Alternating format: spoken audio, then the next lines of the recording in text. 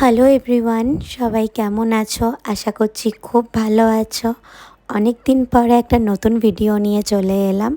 বেশ কিছুদিন আমি কোনো ভিডিও আপলোড করতে পারিনি।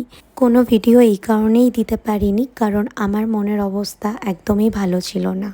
আর আমার একটা জিনিস খুব ভালো লেগেছে, এই কিছুদিন তোমরা অনেকেই আমাকে ফেসবুক মেসেজে বলো, অনেকে আমার পোস্টে বলো, জানতে চেয়েছো যে আমার কি হয়েছে, কেন আমি কোনো ভিডিও ছাড়ছি না।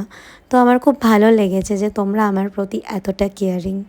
সো অ্যাকচুয়ালি বেশ কিছু ঘটনা ঘটে গেছিলো মিডিলে, যার জন্য আমার সত্যিই কোনো কিছু ভাল লাগছিল না।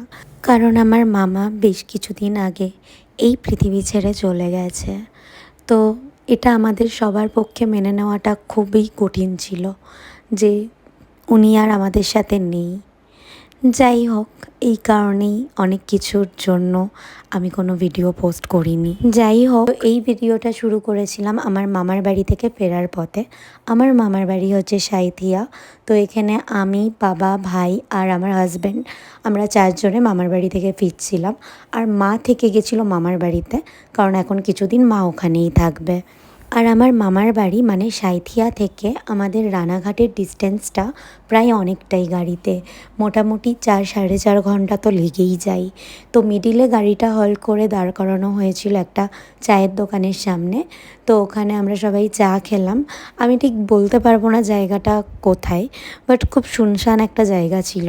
তারপর কৃষ্ণনগরে ঢুকে নেমে পড়েছিলাম আমরা মাদার্স হাটে, কারণ বাবা বলল যে যখন 8:30 বেজেই গেছে তো এখানেই আমরা ডিনারটা করে তারপর রানাঘাট ব্যাক করব।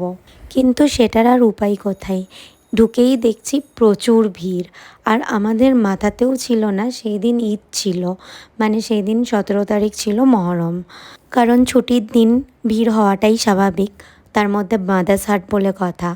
আর প্রচুর ওয়েটিং ছিল, তো সম্ভব ছিল না যে আমরা ওয়েট করে খাবো, তাহলে অনেকটাই লেট হয়ে যেত। তো তারপরে ওখানকার ম্যানেজারের সাথে কথা বললাম যে পার্সেল নেওয়া যাবে কি না। তো উনি বললো যে হ্যাঁ পার্সেল নেওয়া যাবে, কিন্তু ভেতরে 2জনই ঢুকে পার্সেলটা আনতে পারে। তো তাই জন্য আমার বর আর ভাইকে বাইরে রেখে আমি আর বাবা চলে গেলাম ভেতরে অর্ডার দিতে। সো এই ম্যাডামকে আমরা আমাদের অর্ডারটাও প্লেস করে দিই। আর সাথে অর্ডার দিয়েছিলাম আমার আর বাবার জন্য 2টো লস্যি। এখানকার লস্যিটা এর আগেও খেয়েছিলাম, খুবই টেস্টি বানাই। তো হাতে টাইম ছিল, কি করব, তাই লস্যি খেয়ে নিলাম।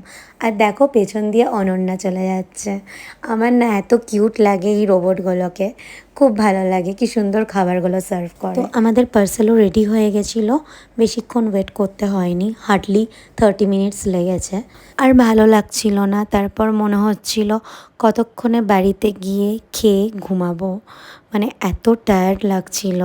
বাট কিছু করার নেই, বাড়িতে গিয়েও অনেক কাজ ছিল, পুরো ঘর বাড়ি ঝাড় দেওয়া, কারণ অনেক দিন ধরে বাড়িতে কেউ ছিল না, প্রায় 15 দিনের বেশি হয়ে গেছে। তারপর ঠাকুর পুজো দেওয়া। এখন ঠিক মনে হচ্ছে যে মা কতটা ইম্পর্টেন্ট, তাই না? কারণ মা থাকলে তো আমাকে এগুলো কিছুই করতে হতো না। তাই ভাবি মাদের একটা সংসারে কত বড় ভূমিকা হয়, তাই না? আমরা একটু করতেই হাঁপিয়ে যাই, কিন্তু মারা এত কিছু কিভাবে যে করে কে জানে। তো সমস্ত খাবার গরম করে সবাই রাতের ডিনারটাও কমপ্লিট করে নিলাম। সো আজকের ভিডিওটা এই অবধি। সবাই ভালো থেকো, সুস্থ থেকো, টাটা।